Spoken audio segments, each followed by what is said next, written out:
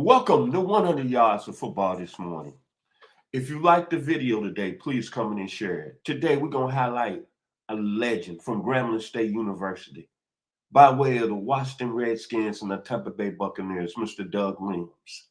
I'm your host, Vincent Turner. And today, helping me break down this great legend from a great school, she is the president of the Atlanta alumni, Grambling State University here in Atlanta, Georgia, Mrs. Aisha Cooper. So, if you like the video today, please come in and share it. And special thanks to our producer, our social media guy, Mr. Jeremiah Long, for making it happen this morning. So sit back and enjoy our video this morning on Doug Williams. How you doing this morning, Ms. Cooper? I'm doing well. How are you doing, Mr. Turner? I appreciate being on the show today. Yes, ma'am. Yes, ma'am. It's a lovely, lovely time today. Very blessed. It's raining here in the state of Georgia, as Ms. Cooper was telling me she's in Arizona right now. How lovely. Yes, it's hot and dry, so send that rain here. We could sure use some of it. Okay, let's talk about Doug Williams. Probably, maybe, I would say the greatest football player that ever came out of Grambling State University. So my first question today here on 100 Yards of Football, what was something that you found interesting about his career? One of the things I thought was really unique about Doug Williams' career, other than, him starting in the late 70s and being from, Grambling State University, but he got to play in the NFL and the USFL. So I thought that was pretty cool that he got to be a part of the former league. It didn't last very long, but I thought it was pretty interesting that he's able to do that. And the fact that he was drafted in the first round and 17th overall was amazing, I think, as well.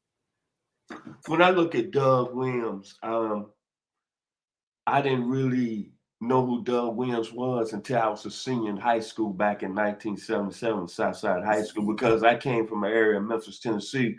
Basically, University of Tennessee was a big time, I want to say, Power 5 school, and then you had Memphis State University. But my first knowledge when I came across Doug Williams was what they was doing down there that season at Grambling State. He was on the team that went 10-1. They were undefeated in the SWAC. But most of all, he was in the Heisman Trophy discussion. And that year, he finished fourth behind Earl Campbell at Texas, Terry Miller at Oklahoma State, and Kent McAfee at Notre Dame. But overall, the game that really set me out to follow his career was that season, December 11th, 1977, when they played in the Mirage Bowl in Tokyo, Japan. And I sat back and watched that game against Temple with Grambling winning 35-32. And I said, man, I'm looking at a guy that's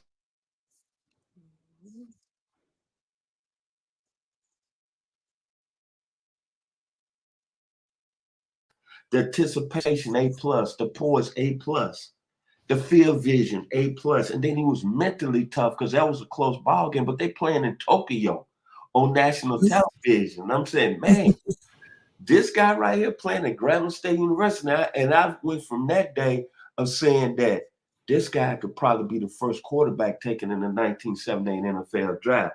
Those are the first knowledge that I had of Mr. Doug Williams. Now, getting back to another question I want to ask you about, how has Mr. Williams' accomplishments changed the NFL when it comes back to the quarterback position? Doug was a lot of firsts for the NFL, and so there's no denying his athleticism and his ability. He did a lot of great things. I think one of the biggest things he did was that he began to change he began a wave of change as it pertained to what the pro QB is and was. Being able to move out of the pocket, creating a 5 to 7 step drop back to pass, using the underlying shield of the QB run for positive yardage, past 10 yards, and allowing the QB to be, to block for the sweep. He began the evolution beyond the standard pass and pitch.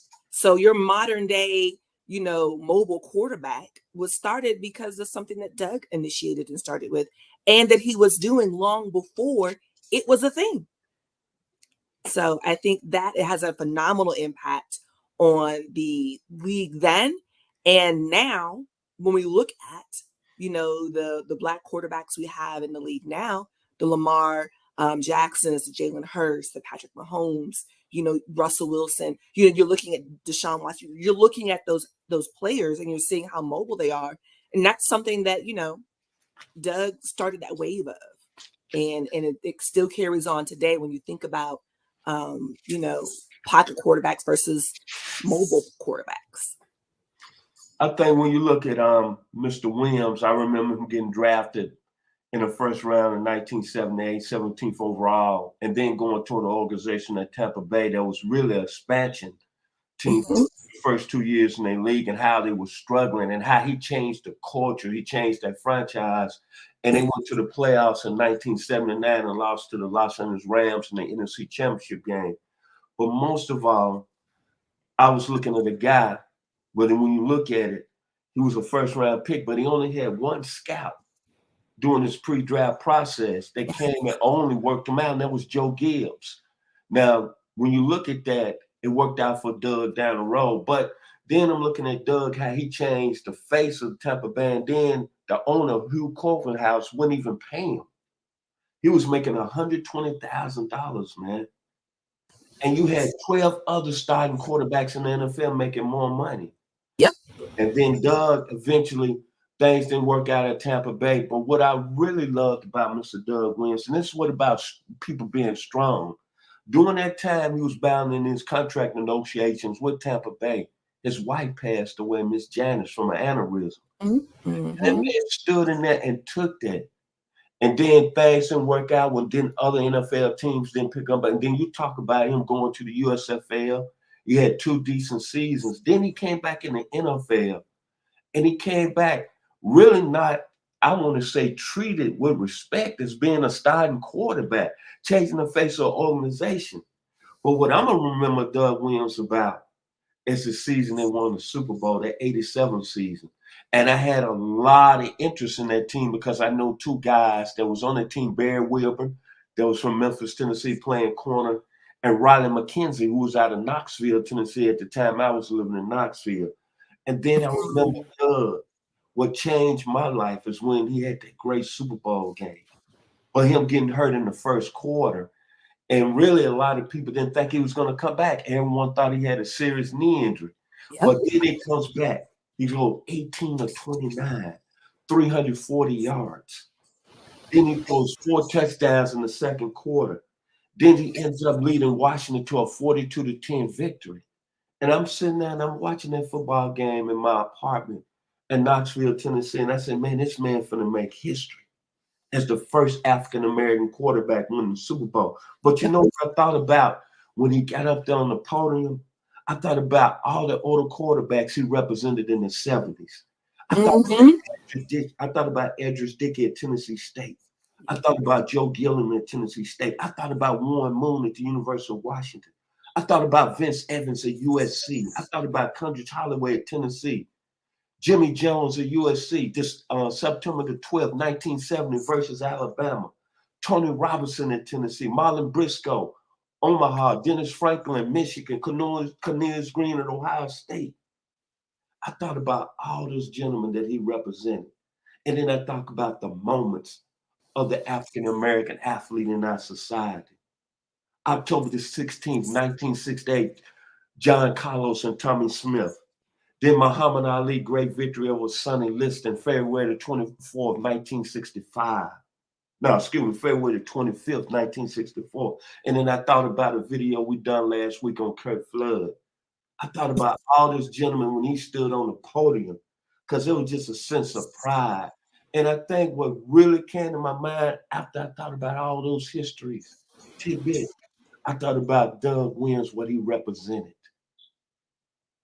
What he represented, all those other gentlemen, what they went through at that position. Yeah. And let me throw Johnny Walton in and Mr. Brian Ramsey. But, Ms. Cooper, how has Mr. Doug Williams with his time off the field has impacted the game of football and the school of Grambling State University? Well, I think that's a great question, and thank you for asking it. I think there's a lot of points to be made, and I think from the alumni standpoint, The impact is definitely felt when it comes to the fact that, you know, not only is he the first Black quarterback and first Super Bowl MVP of the Super Bowl and the winner of the Super Bowl, but um, he transitioned to football off the field.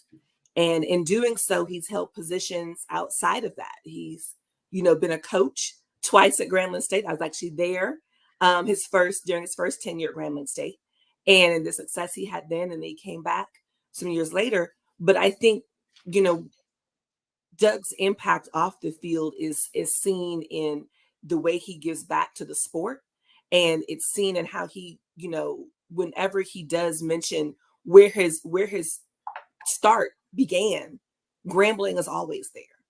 Coach Robinson was a huge impact on him in his career.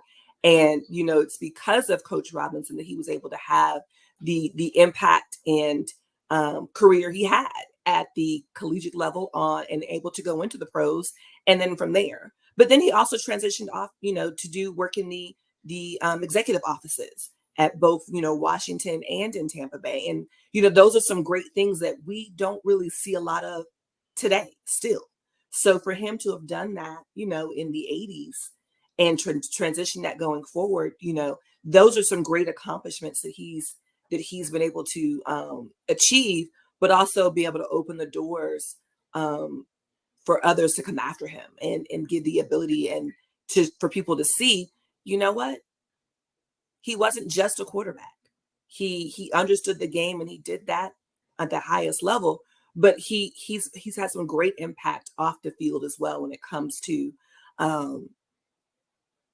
Black quarterbacks in the league. He's had influence when it comes to personnel at the executive level, and he's been able to give back and open those doors so that young men, so that he isn't the last. And I think those are some of the greatest things that he's been able to accomplish off the field, as well as giving back to Grambling State as his alma mater. Another major question today: what are your thoughts on how Doug Williams viewed education? He education is important to him. He wasn't a slouch of a student in high school, and coming from Zachary, Louisiana, and getting recruited, having a stellar, high school career was what caught, Coach Robinson's eye, and the ability and the great arm strength and the size of him. It's hard to miss and hard to take notice of. So Coach Robinson saw that and recruited him.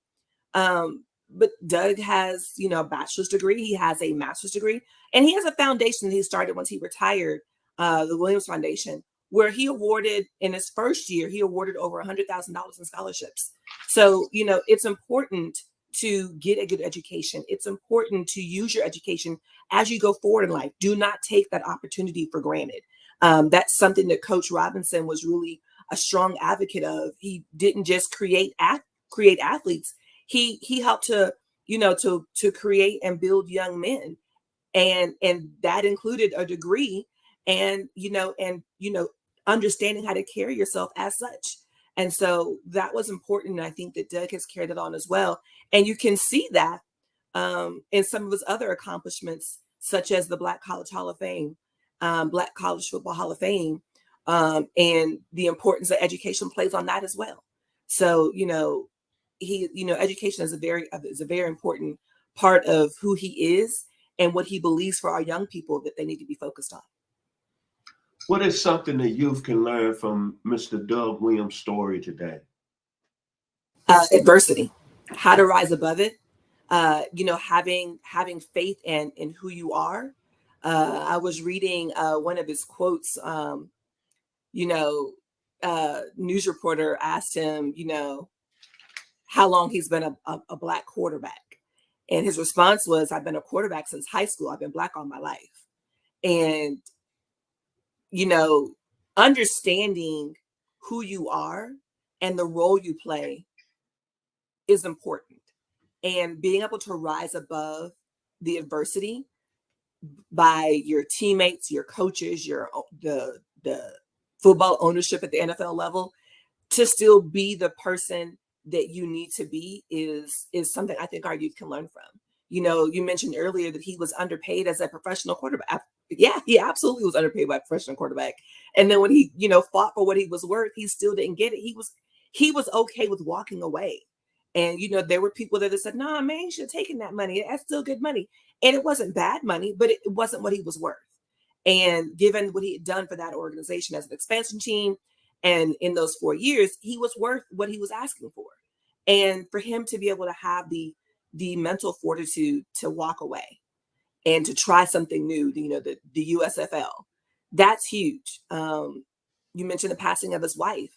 He's trying to fight for, his family, and his wife passes, but he was still focused. He, grieved privately, and public. He was still about, still about business. So I think, rising above adversity. I think, as times go on now, we're starting to see a lot of a return socially and in the community and in the world today to how things were in the 70s and earlier 60s and in the 50s when it came to Black athletes and Black people as a community and a culture. And so we have to be more intentional about where we are, what we're doing, who we're speaking to and about, how we carry ourselves, because in a lot of ways, a lot of the things that we accomplish, they're being pulled back. We saw that with the Supreme Court ruling on affirmative action, and it's at the education level. And it's, we've got to be more cognizant of what's going on so that we can rise above the adversity and still stand tall and have a lasting impact. And that's something that Doug has been able to do. I'm gonna say my final words about Doug Williams today, and what I'm gonna remember about Mr. Williams, as I said, I was a high school senior in 1977. Never heard of Doug Williams at Grambling State University that year, but how he came on the football scene. And when you look at that year, 1977, you had so many great players that played. Art Steele at Kentucky, Randy Holloway at Pitt, Luther Bradley at Notre Dame, Dennis Thurman at USC, John Jefferson at Arizona State. Then the quarterback that made first team All-American, Guy Benjamin at Stanford. And then you had Charles the Great Alexander at LSU. And then, of course, you had Earl Campbell at Texas and all these great players. And me finally getting the ability to watch this young man perform at a high level as a senior at Grambling, I came away impressed. But think about this: before he even got to the NFL, he led the nation Yep. on both levels, Division I and Division II, in total yards from scrimmage, offensively, 3,249 yards that year. He led the country D1, D2 level, 3,200 yards passing, 38 touchdowns, 8.6 yards a play. Now, a lot of people say that'll be because of the competition. But when you look at it, he was a young man that was performing at a high level. And I want everybody to understand this today before I leave here talking about Mr. Doug Williams. He finished fourth in the Yes. Heisman Trophy Mhm. behind the great Earl Campbell, the great Terry Miller, and the great Ken McAfee. I had to say that one more time. And then I'm going to leave you with this. The adversity that I brought up, he went to an organization that wasn't winning, a spanking organization. He had one coach that came and scouted him, Joe Mhm. Gibbs. And look what Joe Gibbs did when he became the coach with the Washington Redskins. He realized in 1987 Jay Strader wasn't going to be able to get the job done. Nope. He brought Doug Williams on the field. And you know one thing that when I was reading about that season is that one thing that the Redskins teammates respected about Doug Williams: football smart, Yep. natural leader, poise, his work ethic. Because he had to stay and wait his time. He was behind Jay Schrader. And Jay Schrader didn't like that. Nope. But Doug Williams, I'm going to take it today, he was mentally tough. And that's why he went 18 of 29, 340 yards in the Super Bowl. One more time, MVP. And what he represented: Willie Towton, Eldridge Dickey, Joe Gilliam, Marlon Briscoe, Roy Moon, Jimmy Jones, USC, Mhm. Reggie Collier, James Harris. I don't have to say no more. Mr. Doug Williams set the foundation for the African American quarterback that's playing on the level today in the National Football League. Yeah. Your final words today about the young man from your school, Mr. Doug Williams, Miss Aisha Cooper. Your final words today here on 100 Yards of Football. I thank you so much for the stats and for the opportunity to share about my fellow alum. And I think, as I myself, learned about and always learning in general, but, having met Doug his first year coaching at Grambling, it's you don't realize the gravity of the experience or the opportunity until you're on the other side of it. And I think for me, and I'd like to leave that charge to my fellow Grambling alums and fellow HBCU alums, is that we have impact in all arenas. And I think, Doug is an example, a shining example of when you're not just in the right place at the right time, but when you use the talent that God has given you in the right place at the right time, there's no limits to where you can go. And, being a Black professional athlete in the mid to in the late 70s and in the 80s wasn't the easiest thing to do. And I think sometimes we lose sight of that and the importance that was and is today. To have had two Black quarterbacks play in the Super Bowl and the history that was made, that was huge. That was history in 2023. And he won the Super Bowl, 35 years earlier. The second quarterback to come in a Super Bowl that was Black was, 25 years, 10 years before that, at 25 years since he did it. And it's remarkable to know that the things that he has done are still being measured and spoken of today, so long after he accomplished them. But I think that speaks to the gravity of the legacy that that Doug Williams is. So my parting words, Doug, looking forward to all of the great things that are still yet to come from your legacy, and I look forward to the impact you continue to make, especially with the Black College Hall of Fame, and all that means. And I look forward to celebrating, the fact that the first Black quarterback in the NFL came from what school? Grambling State, Mr. James Harris, and then we have our first Super Bowl Black quarterback and MVP, also from Grambling State. I don't think that's a coincidence. I think Coach Rob was a man definitely ahead of his generation for sure, but he had a great eye for talent. And I think that's amazing that we can celebrate those accomplishments, but also these great men. And so as alumni, don't forget that within you is something great, that we have the power and the ability to make a lasting impact, not just on our community, but also on the world. And we've got some great examples that have led the way, and paved the way for us to be able to come behind them and continue on that great legacy. If you like the video today, please comment and share. We'll surely appreciate hearing 100 yards of football. I'd like to say thank you to Mr. Jeremiah Long again today for making it happen at a high level. I'd like to thank the team at 100 yards football, starting with Mr. Logan Landis on Wednesdays. Thank you. God bless. To Mr. Bobby Butler, Florida State Finest, Atlanta Falcon great. Thank you. To my man, my love for you, Mr. Ronnie Keebler, Brooklyn, New York.